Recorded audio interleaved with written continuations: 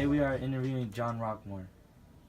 In addition to being a JV and varsity football coach, he is also a safety and environmental engineer. To start off, Coach Rock, what is a safety environmental engineer? Safety and environmental engineer is a person that writes safety procedures based on not only the safety of humans, but the safety and well-being of the planet and the environment, be it the air or the soil or water, anything along those lines. Wow, Coach Rock, it actually sounds pretty cool. But to tell you the truth, I thought it was kind of boring. So, what education is necessary to become a safety and environmental engineer? You should. Most people have at least their master's in environmental science, and then most of the other things, the licensings and so forth that you need to have in order to be able to both teach as well as write procedures. Those licensings are either every year or can be up to every 2 years. So you're constantly in class of some sort to make sure that all your accreditations are always up to date. The reason they have this is because everybody, or let's say every industry, whether it's the petrochemical industry or the space industry or any, they always have new and improved techniques and new rules. So you're always in class. So you put in all that education required, but how did you actually get the job? I'm a great interviewer. Yeah. Like anything else, you get the education behind you, but that's not going to necessarily guarantee you the job.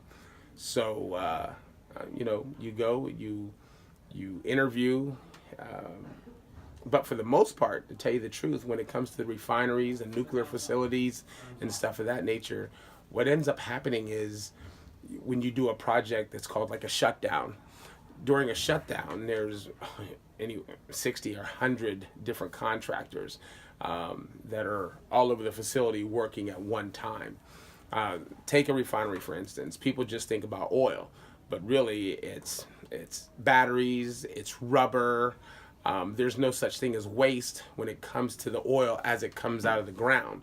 The thing that makes octane 200 is just different levels of gases, naphtha, methane, and so forth. And all they're really doing is pulling it off at certain temperatures. But back to the original question, it's just about interviewing and networking and always making sure that you have a place to go. Now, me as a safety engineer, if you go and you change the culture of a company and you make them appear safe, as far as OSHA or Cal OSHA, those are basically the governing law makers of safety. If a company seems like they're safe, then the first person they really want to get rid of is safety engineer, because they go, well, we're kind of safe. Why are we paying this brother $100,000? And so they make up some ridiculous, hey, we're kind of good now, and we would like to just have someone that's a supervisor.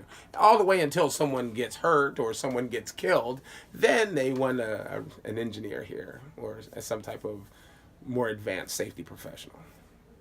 Okay, that sounds cool. After you get the job, what are some of the day-to-day requirements or activities, basically what you do? Okay, the day-to-day activities are basically, it depends on what type of project you're on and what the environment is.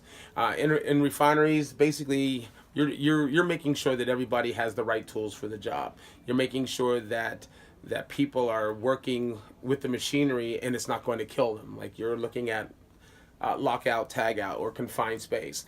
Lockout, tagout is, let's say we have a pump here, but it has pneumatic tendencies, which means it has stored energy. So you turn it off, but it still has stored energy in it. If someone's going to go ahead and fix it, there's a certain criteria that is necessary to be able to fix it, meaning you want to cut off all the other avenues of power.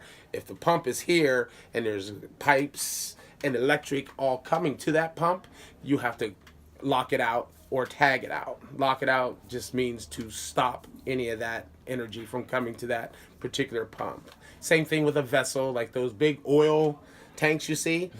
people go inside them and clean it. But we want to make sure you're not, while they're inside, people aren't going to send oil into it and kill those people, or make sure that the gases inside there, because it becomes a confined space, aren't going to kill those people. That's what I do on a day-to-day basis. Make sure that they're absolutely safe in that environment, and making sure that operations type people don't make mistakes and kill their friends. Sounds cool. So, what would you think are the most interesting aspects for the job?